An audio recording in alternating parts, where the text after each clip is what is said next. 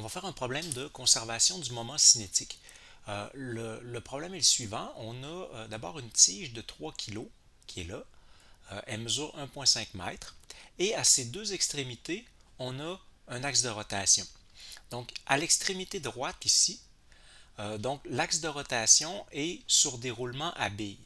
Donc, la petite roue qui est là, B, elle est fixée. Donc, elle est fixée en place à cet endroit-là. Puis on a des bons roulements à billes, ce qui fait qu'on va négliger la friction sur l'axe de rotation qui est ici. Alors ça peut tourner ici. De l'autre côté, on a fixé une roue, donc la roue A qui est là. Cette roue-là, d'abord, elle a une masse de 5 kg, puis son rayon est de 40 cm. La roue peut tourner sur l'axe de rotation qui est là, sauf que dans ce cas-ci, on dit les roulements à billes ici, ou l'axe de rotation en tout cas, c'est pas très performant, donc il y a de la friction. Or, elle tourne initialement, c'est ce qui est mentionné ici, à une vitesse angulaire de 10 rads par seconde, dans la direction qui est indiquée par la flèche bleue ici, donc 10 rads par seconde, mais la friction sur son axe la ralentit graduellement. Quelle sera la vitesse de rotation de la tige quand la roue s'arrêtera de tourner autour de son axe? Donc ici, on a de la friction. Clairement, c'est une force non conservative. Donc, on ne peut pas dire que l'énergie est conservée. Alors, on ne pourra pas résoudre le problème avec la conservation de l'énergie. Par contre, on va pouvoir dire que le moment cinétique est conservé. On peut dire ça lorsque le moment de force extérieure sur un objet est égal à 0. Or, ici, la force qu'on a, c'est la force de friction dans l'axe A qui est là. Mais si on considère la roue et la tige comme un système, eh bien, c'est une force entre les deux, entre la tige et la roue. Donc, ça ne peut pas exercer de moment de force extérieur sur le système. Le seul force qui pourrait être exercée, qui donnerait un moment de force, c'est s'il y avait de la friction à B ici. Donc, cette friction-là pourrait créer un moment de force sur l'ensemble, mais ici, on mentionne qu'on néglige la friction sur le point B.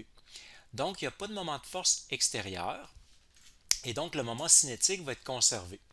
Au début, la tige ne bouge pas du tout, il n'y a que la roue qui tourne.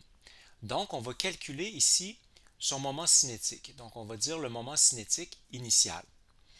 Alors, on a seulement la roue. Alors, on va prendre le moment d'inertie de la roue fois sa vitesse angulaire de rotation. On va dire oméga i pour vitesse angulaire initiale. Ça, on l'a directement, c'est notre 10 radians par seconde. Le moment d'inertie de la roue, ici, là, c'est une roue pleine. Donc, c'est une espèce de cylindre, si vous voulez. Donc, le moment d'inertie d'un cylindre plein, c'est 1/2 fois sa masse fois son rayon au carré. Donc, on a tout ça. Alors, on peut le calculer. On va avoir 1/2, la masse c'est 5 kg, son rayon 0,4 au carré. Alors, ça donne 0,4 kg mètre carré. Alors, ça nous permet de venir calculer ici le moment cinétique de la roue, donc au début. Alors, 0,4 fois 10, ça va faire 4, donc kilogrammes mètre carré par seconde.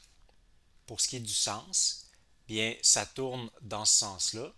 Donc, le moment cinétique, en fait, si on le trouvait avec la règle de la main droite, donc on tourne dans le sens de la rotation, le pouce pointe comme ceci en rentrant dans l'écran. Donc, ça serait en rentrant dans l'écran.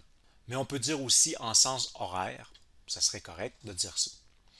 Ensuite, on dit il est conservé, donc on va dire LI égale LF, donc 4 égale LF. Et LF, là, qu'est-ce qui va se passer? Notre roue va ralentir graduellement et elle va finir par s'arrêter. Sauf qu'elle va s'arrêter par rapport à la tige. Mais étant donné que le moment cinétique doit être conservé, c'est l'ensemble de la tige et de la roue qui vont se mettre à tourner autour de l'axe B pour que le moment cinétique soit conservé. Le moment cinétique, ça va être le moment d'inertie totale fois la vitesse angulaire que l'on cherche. Donc, ça va nous prendre le moment d'inertie totale. Alors, pour le moment d'inertie totale, je vais le faire ici. On a deux choses. On va avoir la roue plus la tige. Alors pour la roue, on l'a calculé ici en haut. Donc on avait calculé que la roue c'était 0,4. Sauf que 0,4, c'était son moment d'inertie par rapport à son centre ici. Maintenant, on tourne autour de l'axe qui est là. Donc il va falloir utiliser le théorème des axes parallèles. On va dire la roue, donc ça va être 0,4 plus mh carré, donc où la distance h, ça va être la distance entre les deux axes. Dans le fond, ça va être la longueur de la tige. Alors on peut dire ici, ça va être 0,4 plus la masse de la roue, 5 kg, fois 1,5 au carré. Et à ça, on va ajouter le moment d'inertie d'une tige. Donc ici, la tige, elle tourne autour de son extrémité. On a déjà calculé par le passé qu'est-ce que ça donnait.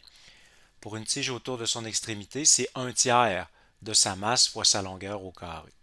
Alors on aura 1/3 de, c'est 3 kg qu'on a, ouais, 3 kg fois 1,5 au carré. Donc tout ça nous permet d'avoir le moment d'inertie total. Ça donne 13,9 kg mètre carré. Et donc on peut le ramener ici. Alors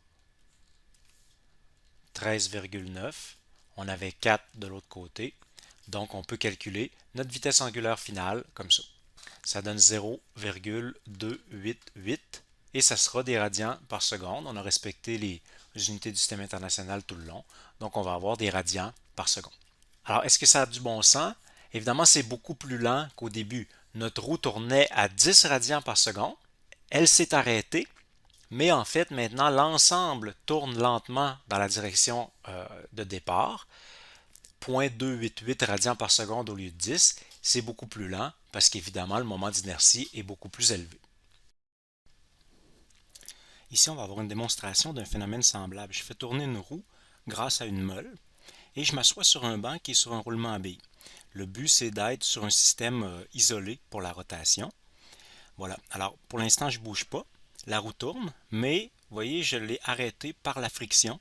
La même chose que dans notre exemple, dans le fond, et je me suis mis à tourner dans le même sens que la roue tournait originalement.